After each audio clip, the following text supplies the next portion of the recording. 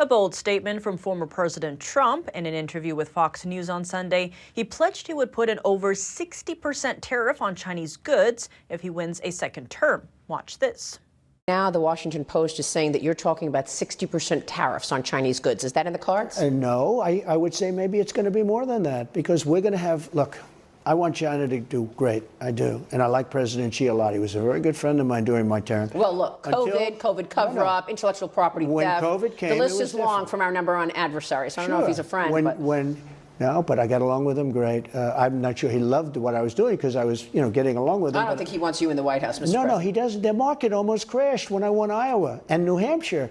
The market went down. Trump is the Republican frontrunner. If the plan goes through, it could have major impacts on global economies.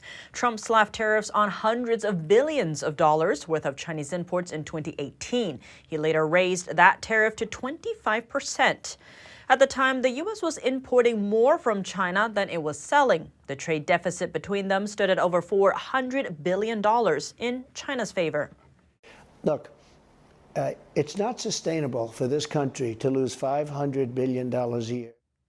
Trump used tariffs to pressure China into buying more American goods. The two countries ended up signing a trade deal. Under it, Beijing agreed to buy over $200 billion in U.S. goods.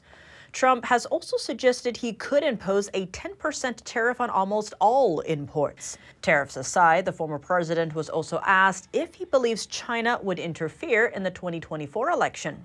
I think they will, and they won't be interfering on my behalf. We should go same-day voting, paper ballots, voter ID, and no mail-in ballots. Would you try to stop China from taking over Taiwan? What would you do if they went into Taiwan? I won't tell you now, because that would really jeopardize my negotiating ability with China. So I don't talk about those things.